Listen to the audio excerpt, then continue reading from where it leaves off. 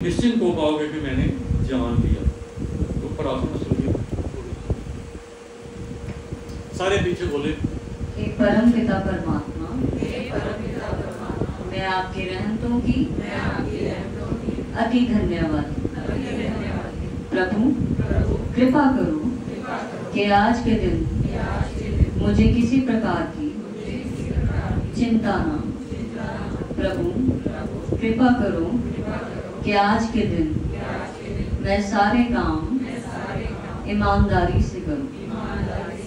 प्रभु कृपा करो कि आज मैं किसी से नाराज ना हूं, किसी पर क्रोध ना करूं, किसी से ईर्ष्या द्वेष व जलन ना करूं और अभिमान से कोसों दूर ना।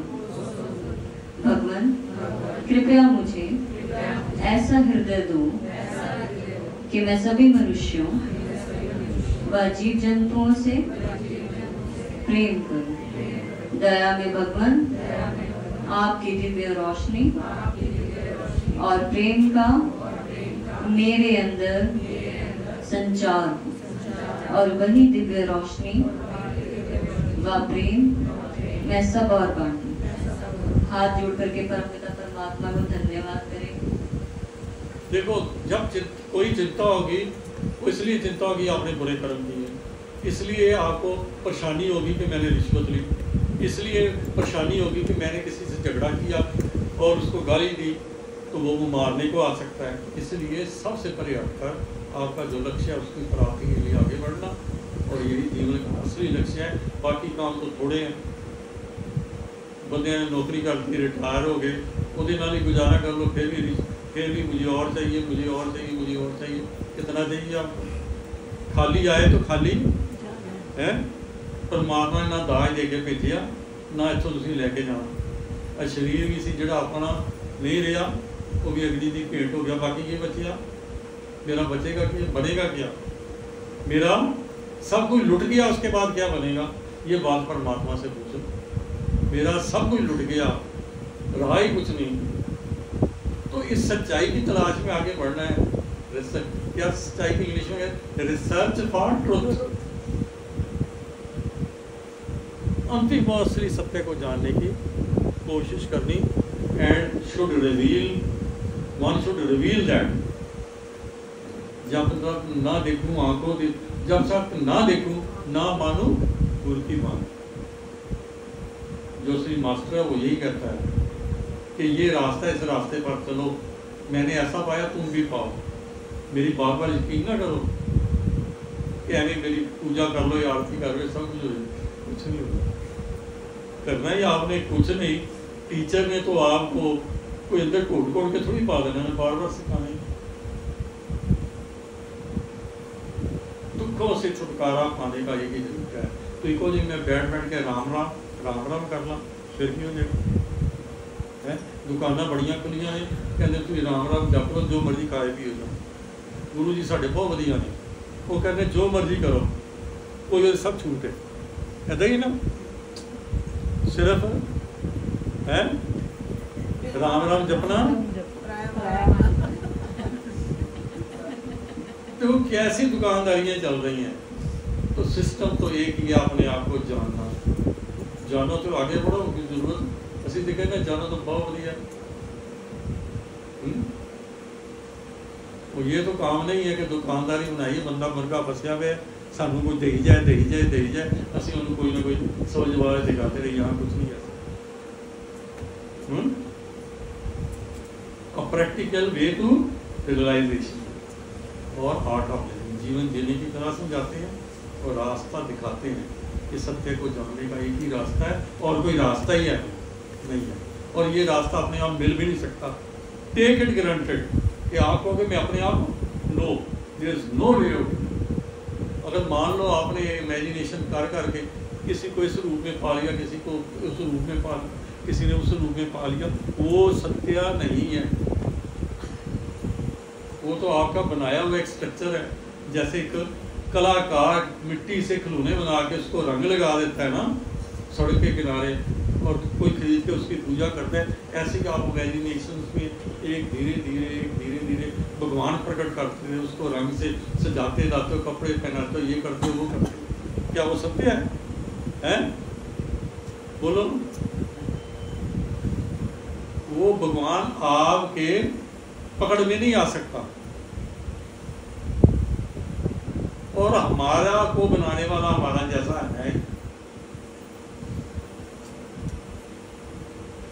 उसको जानने के लिए कुछ कार्य करने पड़ते हैं, आगे बढ़ना पड़ता है। और पहला रास्ता तो आपको आज बताइए कि जब तक आप विनम्र नहीं होंगे, जब तक आप पूर्ण रूप से इमोशनल नहीं होंगे, उसके लिए आंसू नहीं बहाओगे, उसके लिए बार बार पुकार नहीं करोगे, तो वो रास्ता तो खोलना बड़ा मुश्किल है।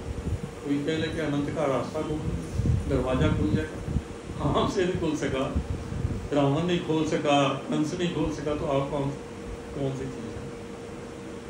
तो this is a secret way, this is a way जो गुरुओं से जाना और पाया जा सकता है। बाकी काम छोड़ के यही कर लो तो बहुत बड़ी बात है। किताबें तो साथ लेके नहीं जाने, ना किताबें लेके आए।